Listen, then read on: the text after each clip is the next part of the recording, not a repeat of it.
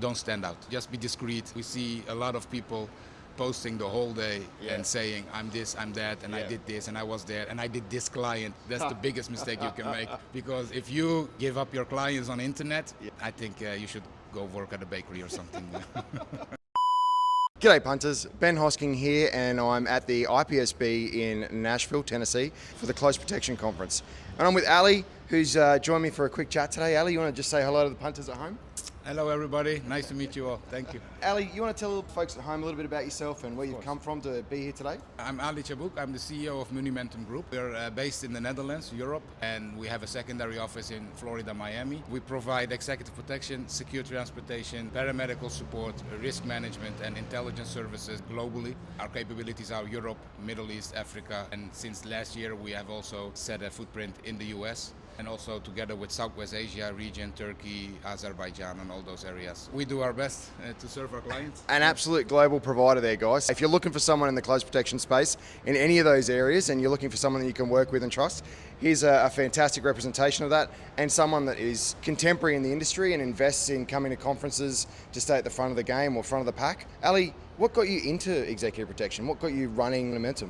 Well, when I was 17, 18, 19, my character has always been like a protective person. Yep.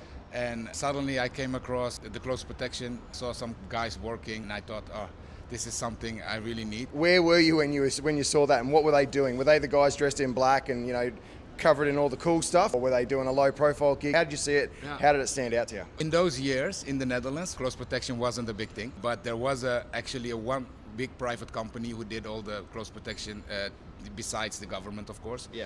And I came across them and started talking, and one lead to another. I got some information. I started training, and I trained like years. And I started in the security industry, like a simple guard at a venue, and from there I worked myself up.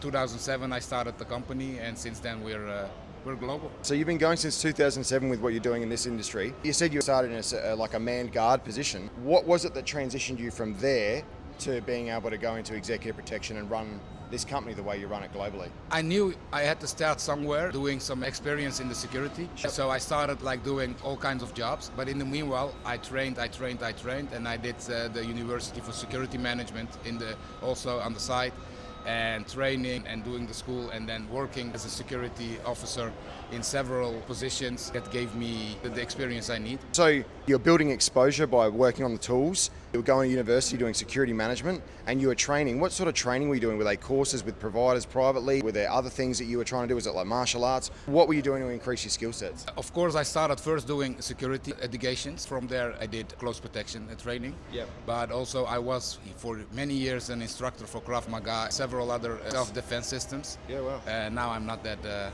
fast anymore, but in those days I was. I'm not going to test you. Trust me, I'm not going to test you.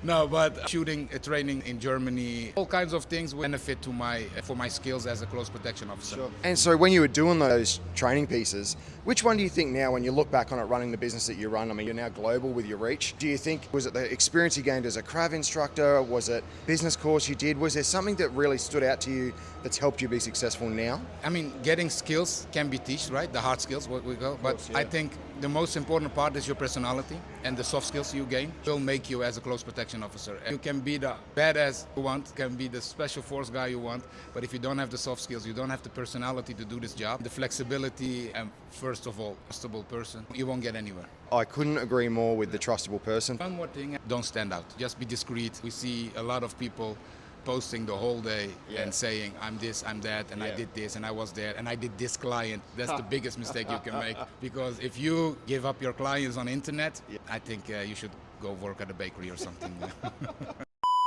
You go straight from the horse's mouth. If you get the client's details, go and work at a bakery. I really like that because I think it speaks to the next thing I wanted to talk to you about. You're in business, you're in executive protection, you absolutely understand discretion, trust and integrity. How do you then promote what you do? How do you get that message out there? For us, what helped was the recommendations we get. We started off at the executive protection industry years ago, and we started doing some small jobs from there to bigger projects. You get your name out. And actually, my career exists of two things. Is like the first thing was that everybody get to know me as Ali, the close protection officer. Yeah. From there, I transitioned into the Ali, the CEO, and making my company big, Munimentum Group. And of course, your name will help make your company big. Yeah, of course. But first, you have to have a name. Yes. And the only way you can get that is by doing a good job, being discreet. Make sure that the client who you protect, they talk about you. That's what happens. It really is a testament to doing the work, putting in the repetitions is how you grow a business. You can post all the shit you want online, you can talk about yourself all you want, but if you can't deliver the product, then you're not going to grow the business. Actually, it works against you. I mean, you have several layers of executive protection, right? But you have also several layers of agency or organization. When the real clients, see your posting like that, they won't even hire you. If you're lucky, you will get a job through 3 other security companies. But the end client will never hire you because he sees you posting and he says, yeah, but I cannot have my details are on internet. That's what we are trying to do, right? Protect them against all the exposure. Funnily enough, one of the sponsors, one of the mixes last night, 360 Privacy, that's one of their main things is that they take that footprint out for our clients. That's one of the main services they do. So it's literally the counter to what we're trying to achieve is trying not to build a profile for the clients effectively in that space. That's it. And we are busy with letting them discreet life, taking all the things, social media things down. We are checking, the kids are posting, so we are advising them, recommend them to post this, but not to post that. And it's crazy that I go home and then I'm like, that doesn't make any sense. And I think if you really want to do this and if you're really smart enough to do this, I think you should consider that. I think that will make you. And again, everybody has an opinion about you. Just do your thing. I don't even look at my competitors. We are all a team and I see everybody. There is a pie and everybody has his piece. And I think we can work along. That's why we are here, and not because we want to compete against each other, but being together. I'm just doing my thing. Helping each other out is one of the most important things to do. It's the fact that we're not in competition. We're effectively trying to, excel in this industry in the way that we do it individually. And like you said, there's a lot of work out there for a lot of people if they're prepared to do the reps. Thank you for doing this with me. And like I said, everybody has their own strengths and have their own skill sets, and I use you for your expertise. Correct. And you use me for my expertise. Correct, and that's a better understanding of the industry than saying, oh he got that job, oh no I want that job. So no please don't do that. Correct. Well, Ali, thanks very much for joining us and having a bit of a chat with the punters at home. Mate, really appreciate you sharing how you got started and some of the tips of success that you've had, and we'll put this out later, guys. Thanks very much. Thank you very much.